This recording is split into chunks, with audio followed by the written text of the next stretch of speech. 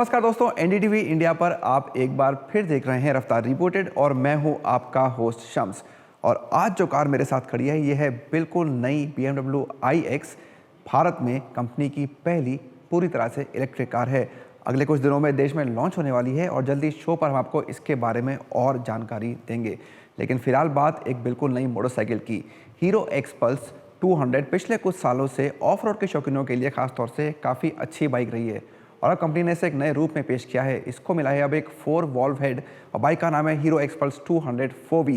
प्रीतम कर रहे हैं बाइक की सवारी।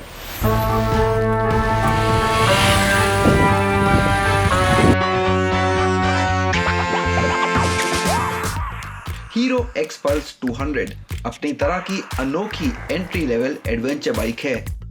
ये मोटरसाइकिल सब कुछ कर सकती है।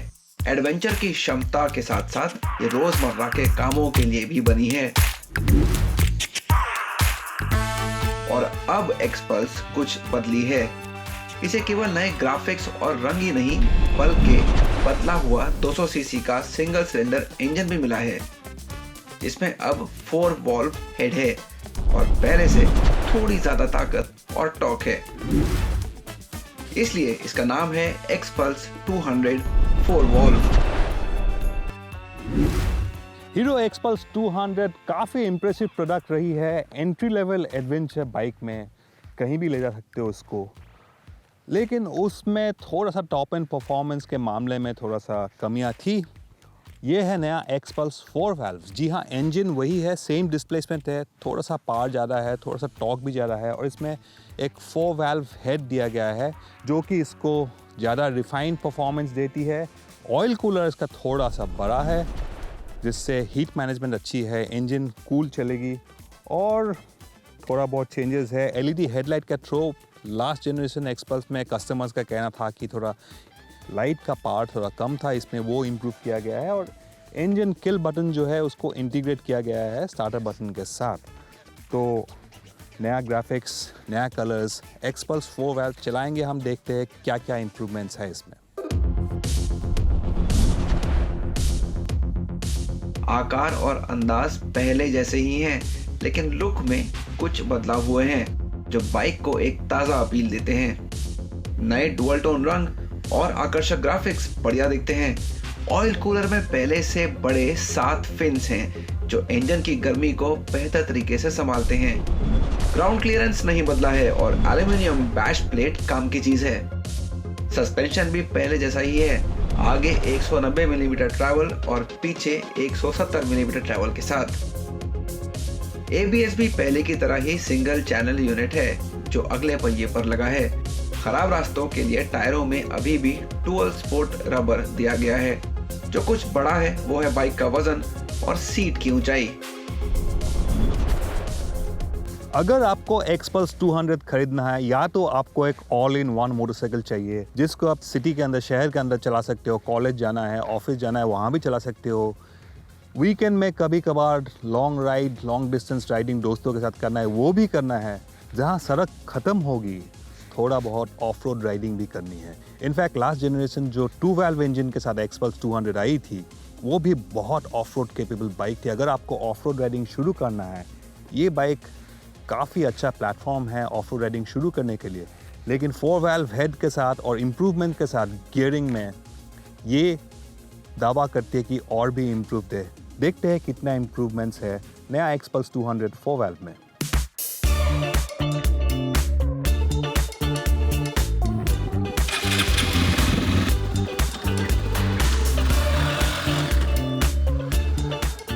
एक्सपल्स अभी भी हल्की और कॉम्पैक्ट बाइक है।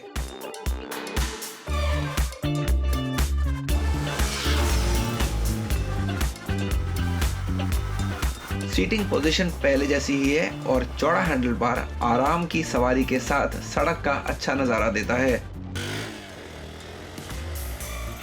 हैंडलिंग काफी अच्छी है और बाइक सड़क पर लगकर चलती है।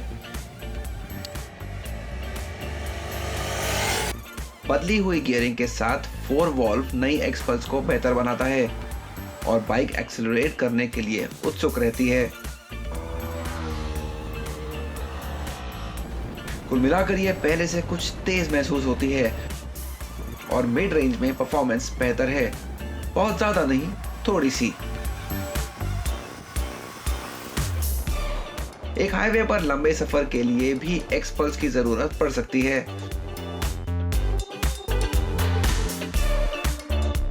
और एक जगह जहां 2 वॉल्व इंजन कुछ फीका लगता है वो है इसकी टॉप एंड परफॉर्मेंस।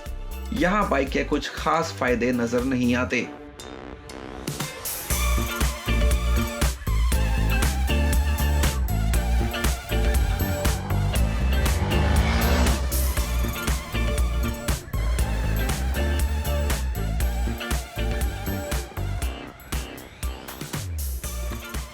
ओवरऑल नया एक्सपल्स 204 वाल्व काफ़ी इम्प्रूव्ड है इंजन रिफाइन के मामले में और थ्रॉटल रिस्पॉन्स के मामले में। थ्रॉटल इसका क्रिस्पियर, मीटियर, पंचियर फील करता है, लेकिन टॉप एंड परफॉर्मेंस अभी भी वही है। 120, 122 तक आप पहुंच सकते हो। अगर आपको लॉन्ग डिस्टेंस राइडिंग करना है, दिन में 500-600 किलोमीटर कवर करना है, तब थोड़ा सा टॉप एंड परफॉर्मेंस चाहिए था। हाँ, आप 100 किलोमीटर 95, 100 में क्रूज़ कर सकते हो, लेकिन 130, 140 तक जाती तो और मज़ा आता। एफर्टलेस हाईवे क्रूजिंग के लिए थोड़ा सा टॉप एंड परफॉर्मेंस और चाहिए था, लेकिन थ्रॉटल रिस्पॉन्स और इंजन रिफाइनमेंट काफ़ी अच्छा है पहले से। लेकिन देखना ये है ऑफ रोड राइडिंग में कैसा है।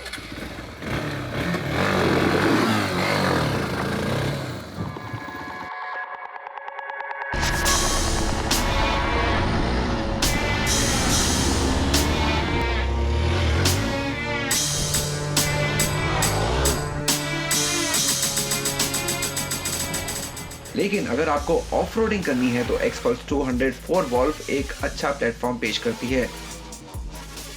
यह हल्की है, सस्पेंशन ट्रैवल और ग्राउंड क्लियरेंस शानदार है और गियरिंग में बदलाव ने बाइक को पहले से बेहतर बना दिया है।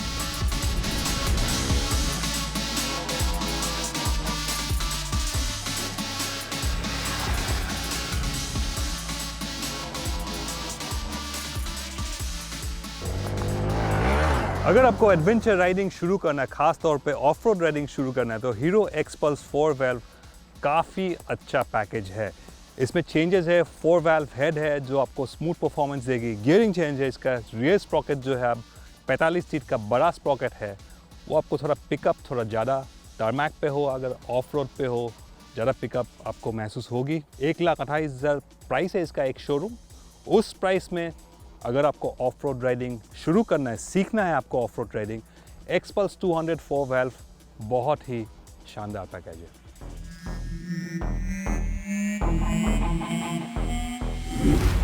नई हीरो एक्सपल्स 204 वॉल्व पहले से महंगी है और ये हीरो मोटोकॉर्प की सबसे महंगी बाइक है। 5,000 रुपए कम पर आप अभी भी 2 वॉल्व एक्सपल्स 200 खरीद सकते हैं, लेकिन आगे चल के 4 वॉल्व मॉडल ही बिकेगा। इस कीमत पर ऑफ रोडिंग की शुरुआत करने के लिए ये एक अच्छी बाइक है। वीकेंड पर कुछ मजा लेने के लिए ये आपकी दूसरी या तीसरी बाइक के रूप में भी बढ़िया काम करेगी।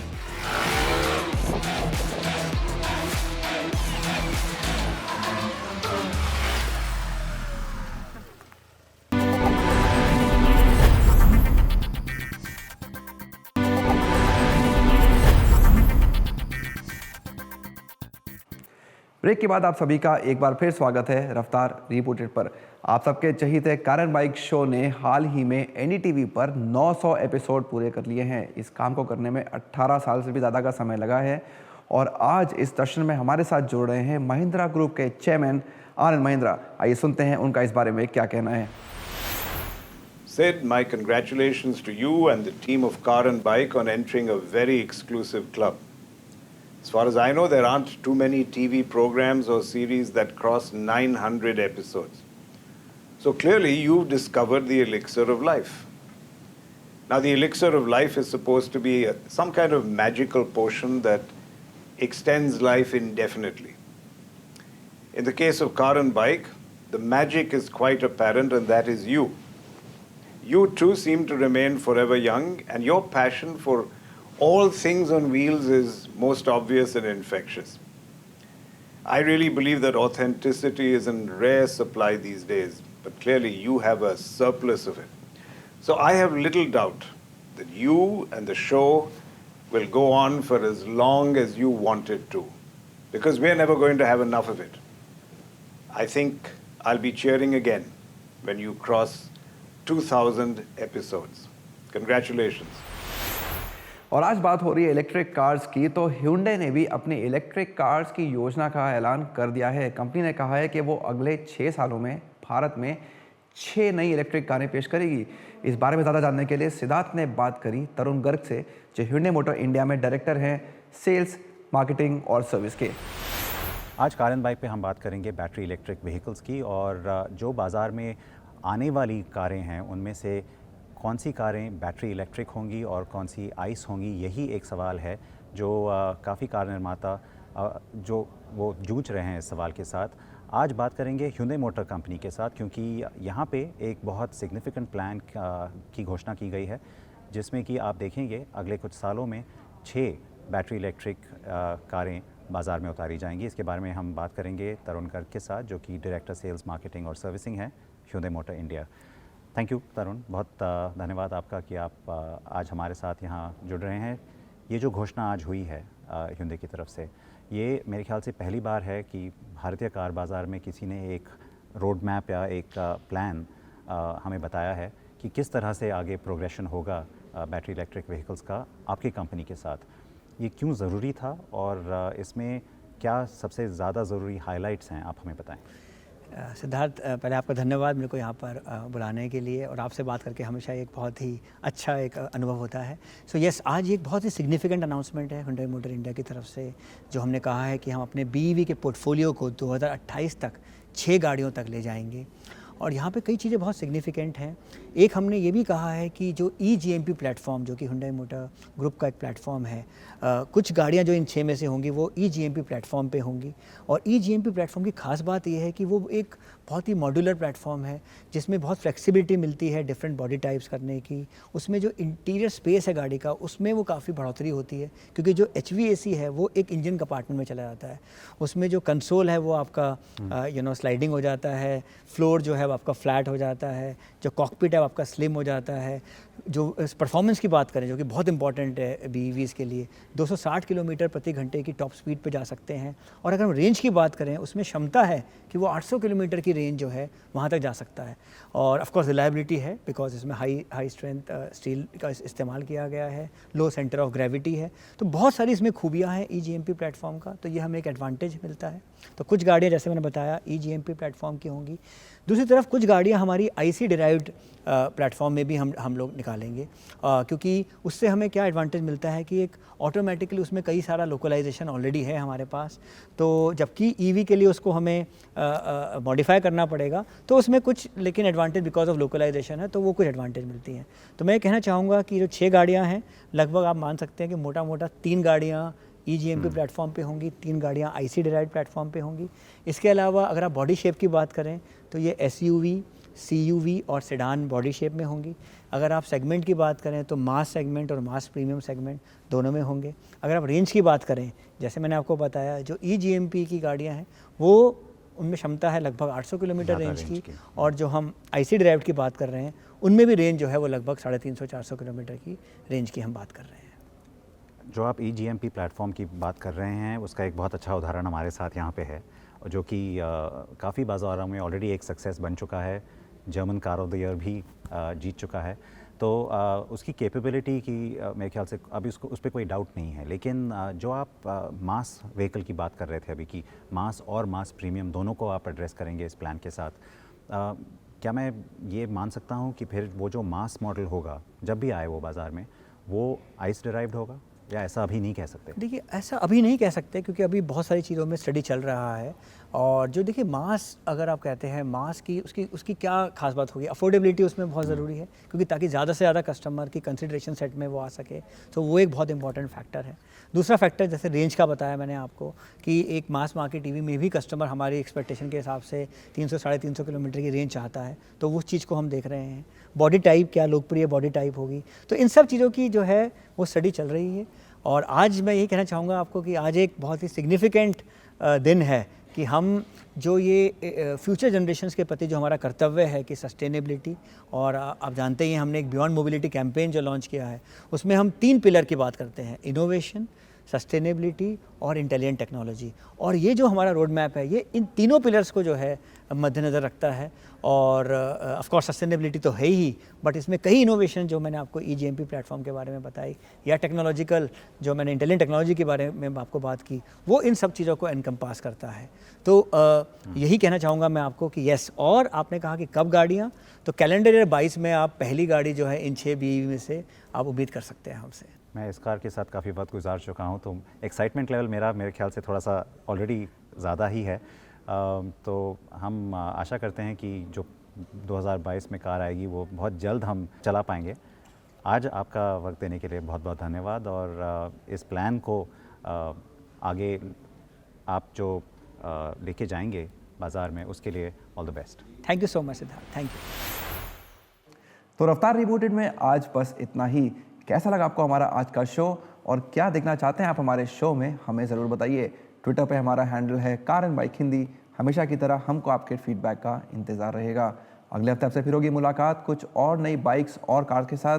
तब तक अपना ध्यान रखिए, सड़क पर बिल्कुल सेफ रहिए। अगर कार में बैठे हों तो सीट बेल्ट ज़रूर पहनिए, आगे हो या पीछे।